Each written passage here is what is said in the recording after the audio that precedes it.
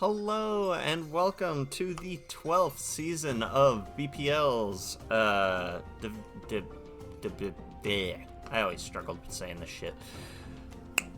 BPL Season 12, sponsored by Iron Crown. All of the divisions are named after, the Paradox versions of Raikou, Entei, Suicune,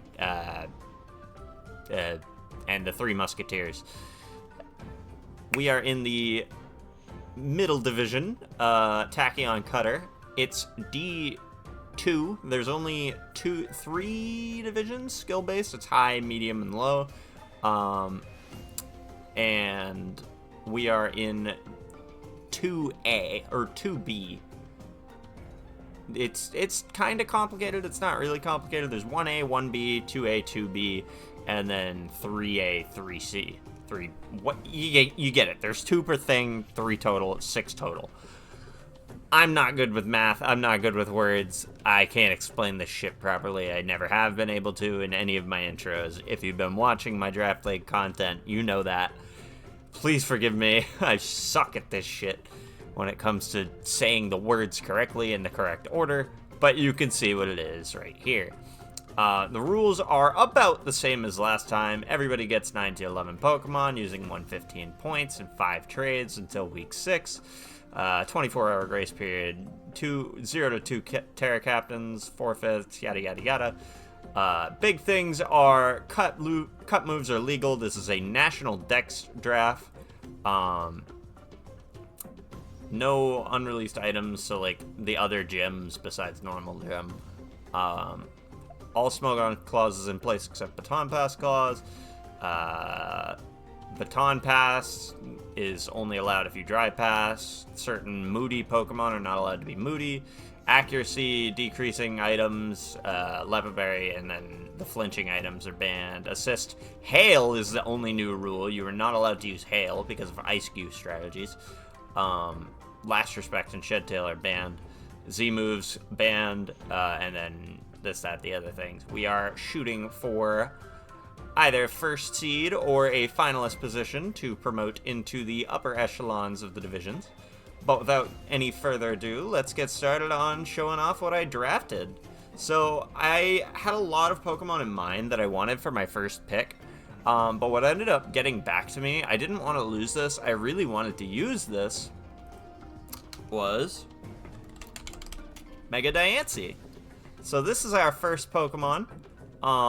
We have dubbed it Ruby Basarios. And it is our team lead, essentially. I really wanted to draft this Pokemon for a variety of reasons, but the main reason is because these stats are absolutely ridiculous. Like, if you look at these in comparison to normal Diancie, and it has Magic Bounce, like, everything about this Pokemon, including Diamond Storm as a move, is, like, so crazy. Like, I just had to try to use this. I wanted to so badly. It did really well last season, making playoffs in 5 different divisions. And, like, the change in its stats from base to Mega Evolution form are just so cool to me. I love the speed increase on top of the attack. Like, it's a mode switch Pokemon, right? But on top of that, it can also set Spikes. It can set Stealth Rocks. It has Encore. Screens. Mystical Fire is pretty cool. I can't really use Meteor Beam because I am locked to the Diancieite. But, yeah, I'm really looking forward to using this Pokemon for this season. And, I really wanted to use it. Now, the next Pokemon I wanted to draft was Zapdos, but that got taken right before me. I was picked 13, again, from last season. And I did not get Zapdos, so instead, I took another heavily offensive Pokemon, which is also able to spin, and I felt had a good defensive typing for Diancie support. Please welcome to the team our Moxie Physical Sweeper, Quaquaval. This thing is pretty nutty. It's not just Quaquaval, actually, but Terra Quaquaval. We are allowed Open Terra, and all of these options for terrestrialization are available. This thing is pretty nuts. Rapid Spin is nice. I want to be able to keep hazards up on my side of the field while preventing them from being put on my side of the field. Magic Bounce And Rapid Spin is a great way to do that, especially with how offensive this Pokemon is. It doesn't necessarily need to be a spinner. It has U-turn and flip turn. Roost, it can be bulky. It's got knockoff for item removal, which is pretty cool. Once again, Encore, pretty nice. If I can get an Aqua Step into an Encore or something, that'd be cool. Couple other useful moves.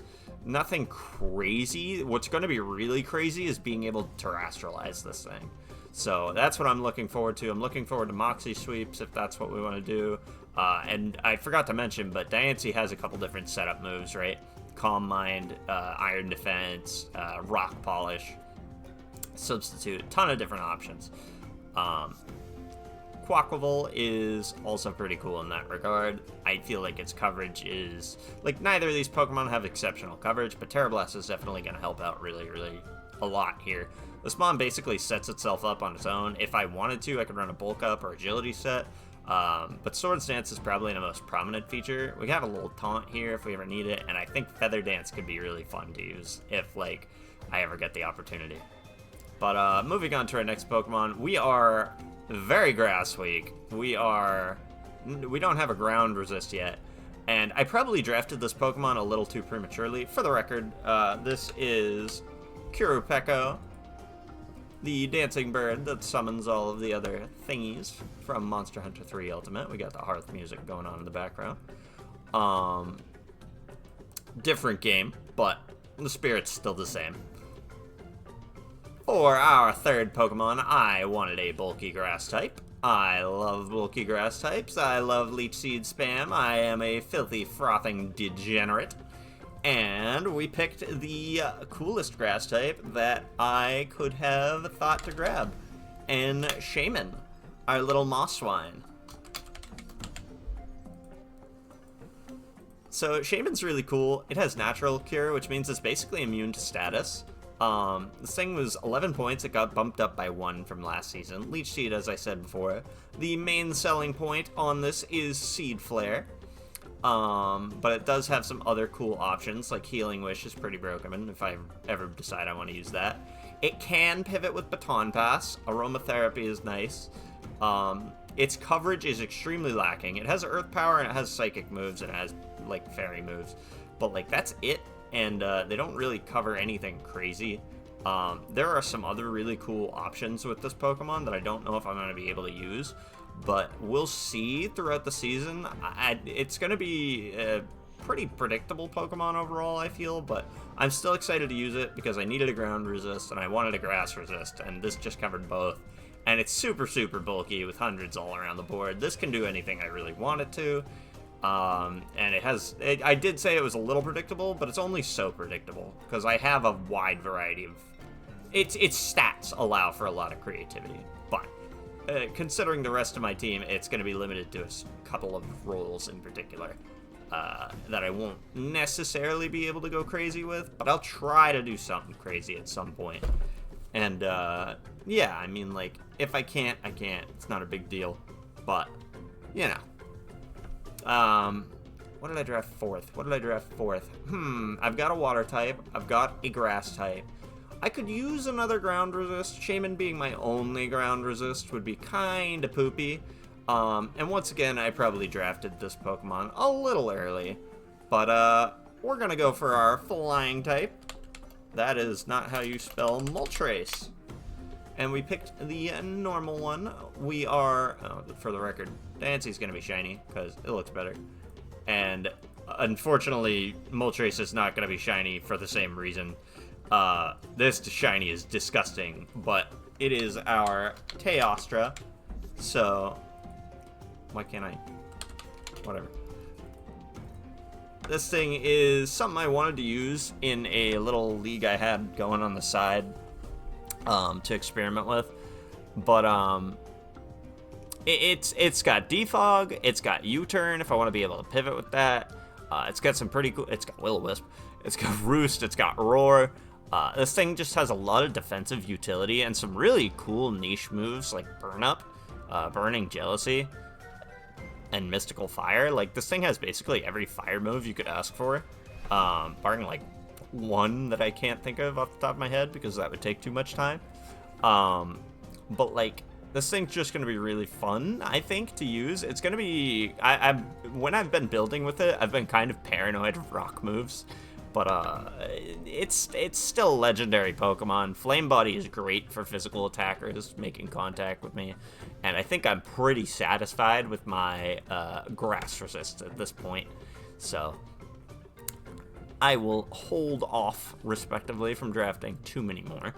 But I think now is as good a time as any to show off my new team art that was commissioned by me a couple weeks ago. As you can see, it's the day before Thanksgiving. I commissioned this several weeks ago. It is currently week 6 of the BPL season 12. We have played 5 of our matches thus far, and I am prepping for my 6th later tonight and like throughout the week. But it's super busy week for me, so we'll see what happens. As would be expected, I will be drafting Maractus later on. But Diancie and Shaman, Maractus and Shaman were sent to the Reflection Cave to go mining, as can be told by the little stories of their rocky helmets. And Shaman's little reaction here is adorable. But they met Diancie, and yippee-ki-yay, they became partners. So, yeah, that's what's up with this team. That's what's up with the theme of the Harth in the background. We got our little cave theme going. And oops. Yeah, we've got good removal now. We've got defog. We've got some shenanigans. I wanted my grounded poison type next, and I wanted something to be able to spin block. I was going to take Nidoqueen because this was my second pick on the second snake. I wouldn't get to pick for another 26 choices after this, so I understood that I was risking Nidoqueen a bit by letting it go this turn, and unfortunately it did not make it back to me. And I also wanted to grab Dragonite for a second flyer, but neither of them made it back to me. Dragonite got taken, I think, the pick before me, so I had to change around my game plan a little bit, and I think it was for the best. But the next Pokemon on our list is a Pokemon I used in the off-season, in BPL's off-season after Season 11. And it is Pecharunt. We have nicknamed this Puke Puke because of the poisonous nature of it. Poison Puppeteer is pretty cool. I, so far, didn't really realize it when I was drafting, but I'm not a huge fan of the fact that I don't have a ton of abilities to pick and choose from on my team, and unfortunately that's not something that's really going to get resolved. But Pecharunt is a menace. It doesn't have T-Spikes, but it poisons the fuck out of everything all the same. Parting Shot's nice for pivoting. Malignant Chain is just a disgusting move in general, along with this ability. I use this thing is ridiculous. This thing is a straight monster, and it's even crazier that this thing was only 1 extra point of Terra attacks. I could not resist. I thought it was just too good of a deal to pass up. This thing is insane. It can recover, change its typing with Terra now. This thing is just so goofy. It has so many different sets it can run with just its limited move pool. I do plan on exploiting the hell out of this thing's, just bulk throughout the season. And obviously I do have to watch out for Covert Cloaks a little bit because of Seed Flare, because of Malignant Chain. But, I'm more than comfortable watching out for that. It's just gonna come down to me building properly, right? This thing has the options to be able to do what I need it to do, and I think I'm gonna enjoy using it again because it's just a monster defensively. It's poison, it's ghost, it's great. It's weak to ground. It doesn't really give a shit, and it can change its typing if it really does. This thing is just a monster. Next up on the list is I'm very clearly lacking in the speed department. Yes, Quaquaval can boost itself with Aqua Step or Rapid Spin. Yes, Diancie is pretty fast, but it's not the fastest thing I'd like on my draft. And I really didn't have any options left. This was the second thing I was gonna... This was just, like, what I was picking for my 6th choice, because it's gonna be another 26 picks before it comes back to me. I was not comfortable with any of these coming back to me, but, any of these last 3 picks coming back to me, but, like, I figured this was the best thing to choose, because I needed the speed, and there were only so many options, and some people didn't have the speed. I wanted a dark type. The only fast dark type that was left to me was Weavile, and thus we go with Weavile. Another pressure mon, and I probably won't use pressure on ever unless I need it for something. I don't know. This thing's got a lot of options in its offensive capability. Not really coverage-wise, but, like, I can set up a sword stance with this. It's fast enough to make use of it. I can run a variety of items on this, which I very much so plan to do. I think it has some goofy-ass moves, like Chilling Water. For some reason, it gets Whirlpool. I can't say I'll ever use these moves due to its frailty, but, like, it's still funny that it has them. And, like, if I get the chance to do something really cool with it, I would like to be able to do really cool things with it. Like, Pickpocket is a really funny ability that I think I'll be able to get a ton of mileage out of. I don't think I'll ever use Calm Mind, though. We'll see what I can do with this. I really just picked this because I wanted some speed, and it was, like, the best speed pick left on the board, saving for maybe Kilowattrel or Jolteon, which, if I should have picked those... I mean, it would have saved me some points. This little bastard is 16 points. And we appropriately named it Lunagaron for the Monster Hunter Rise monster. A little bit of ice in our lives. But I didn't really have anything to say about this. I wasn't in love with this pick, but like I said before, it was the best speed option available to me. And I think it works out okay, because it gives us knockoff. It gives us... an extra option to hit grass types and Trailblaze if I ever want to use that. It gives us Pursuit, which is huge, and it gives us more priority in Ice Shard, because right now our priority is limited to Quaquaval using Aqua Jet. So, not fantastic in that department. My next pick is, I wanted a second Water type, and I also needed a Steel type.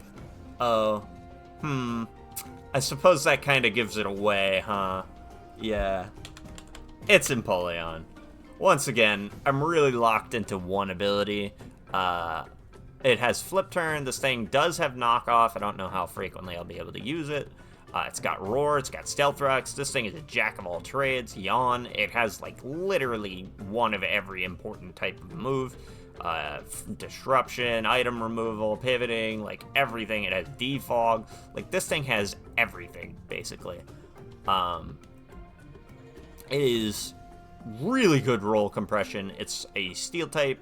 Have not been in love with building with this Pokemon, mainly because, like, a water type that doesn't resist fire is kind of gross defensively, but I do feel as though this is really, really valuable roll compression, and I do try, or I will try to get what mileage out of it as I can. I think it's still really useful, and it still comes up in my building discussions every week, but it's not, like, my first choice most of the time. That being said, it does still get used. I'm not going to say how much I've used it throughout the season so far, but I do definitely have plans for it, and it is really good roll compression for my team. It is going to fill some nice niche positions. Now, I can't believe I'm drafting this round 8. I'm sure you've noticed I need a fucking ground type. Like, I don't have one yet. Every draft needs a ground type. And I'm very used to drafting offensive ground types with my teams. I drafted Garchomp in that practice league that I was using, and it Garchomp did me well. Landorus was useful as hell in playoffs, but I didn't really get a ton of mileage out of it before that. Both of my ground types have been Terra Captains so far, and offensive at that. Granted, Garchomp wasn't very offensive all the time. But this Pokemon should not have been available round 8. I was originally going to take Gliscor, but I went with Ting Lu. Oh, for the record, this is Ucanlos, and it is shiny. even though the shiny is kind of gross.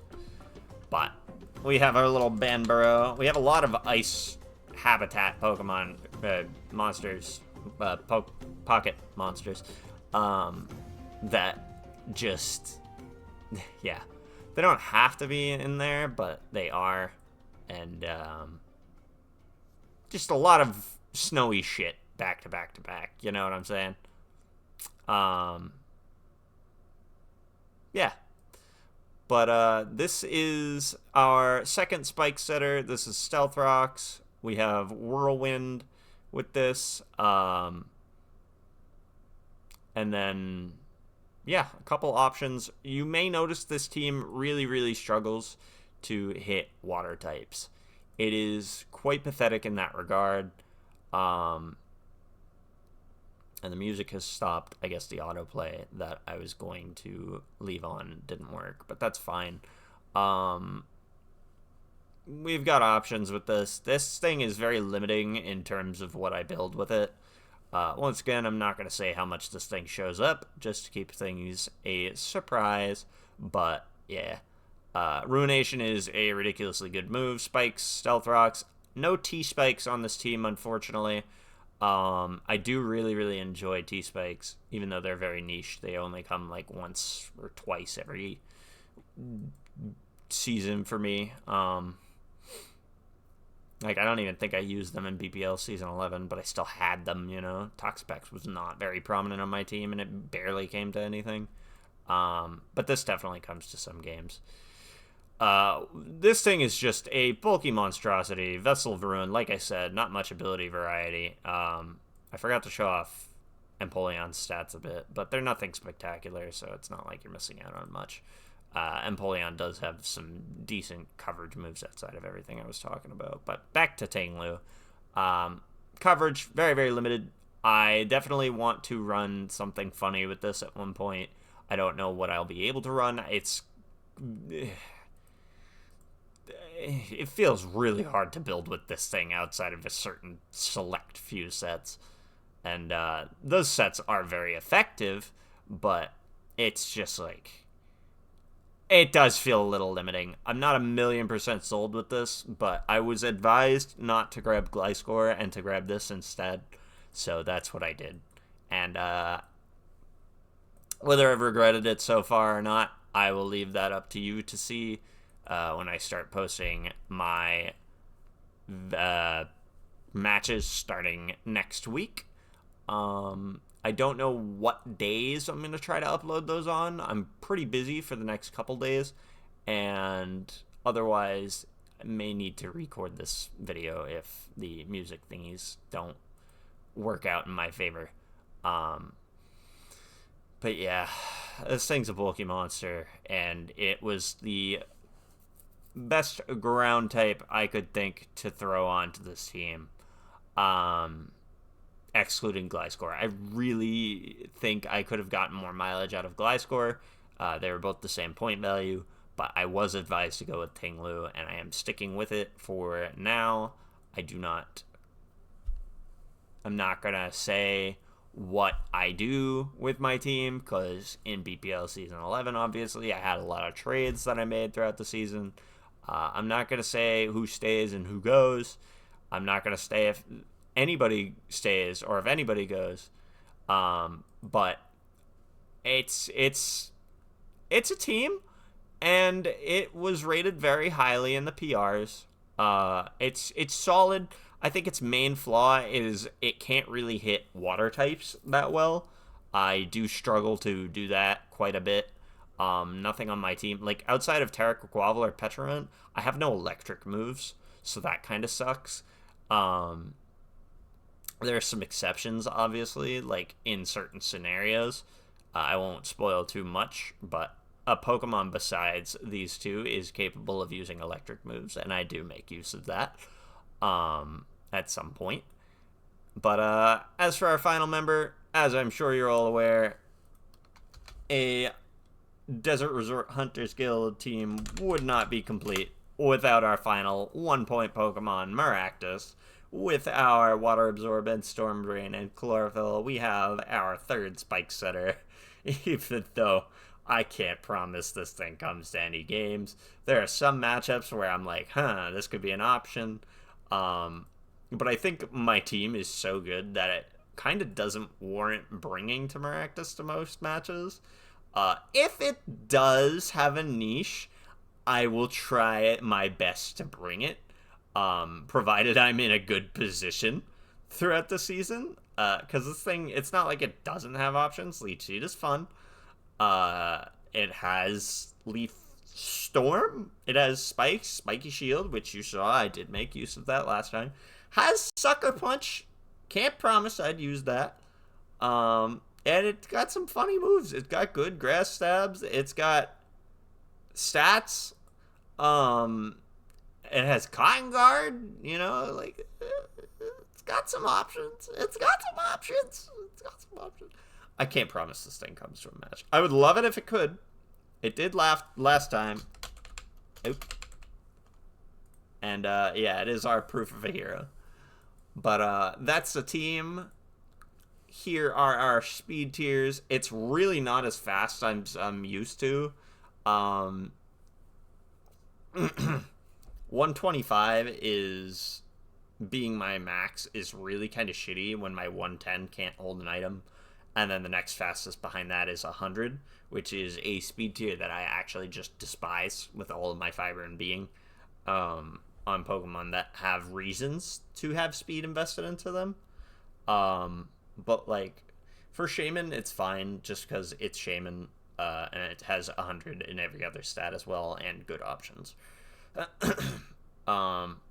Taking a look at our moves, we have, like I said, 3 Spike Setters, 3 Stealth Rock Setters, 2 Defoggers, a Rapid Spinner, plenty of healing, Synthesis on Shaman, Maractus. We have Roost on Quaquaval, Moltres, and Empoleon, and Recover on Petrarunt, Morning Sun if I'm ever needing to run Sun for some reason.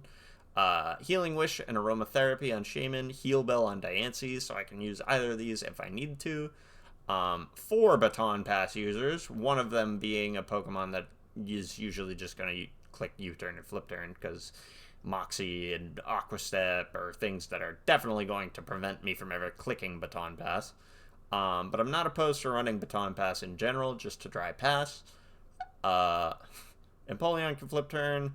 Petrarunt and Tinglu can both click Memento. Can't promise that'll ever come up because Clear Amulet is a thing I have to worry about with Petrarunt running Parting Shot, and if they Clear Amulet or Memento, it kind of defeats the whole purpose of running Petrarunt at all. Our status and item removal is extraordinarily lacking. I would say the only Pokemon that is going to be consistently running knockoff on this team is going to be Weavile. Quaquaval has some uses for it. Empoleon, it's a little harder to slot on, and the Maractus is probably never coming. So we do struggle with item removal and status. Our priority is not fantastic. Empoleon is Vacuum Wave. We have 2 upper hand users. And then Ice Shard on Weavile and Aqua Jet on Quaquaval. I don't fully respect Aqua Jet on Empoleon, but if I need it, I'll use it. Like I said before, 2 Encore users with the first 2 Mons I picked. Haze on Empoleon, Roar and on both Empoleon and Moltres. Moltres is usually going to be running Whirlwind though, as is Tinglu. And then 4 Taunt users, Slow Taunt on Tinglu, Fast Taunt on Weavile, and then Mid Taunts on Moltres and Quaquaval. Our matchup is decent. We kind of struggle with fighting moves, but we also have Petrarunt. And the fighting issues mainly stem from Weavile putting the numbers down on this calculator. Flying is another bit of an issue, but one of our flying weak mons can Terra. Fairy is another kind of issue, but like I said, Quaquaval can Terra. Psychic, we don't have... we have 2 dark types, but like Weavile is a little too frail to be called a defensive Pokemon. Most Psychic types are running a fighting move, so like Empoleon and Tinglu are going to have their work cut out for them. But both of our Psychic weak mons can Terrestrialize, so it's really not that big of a deal.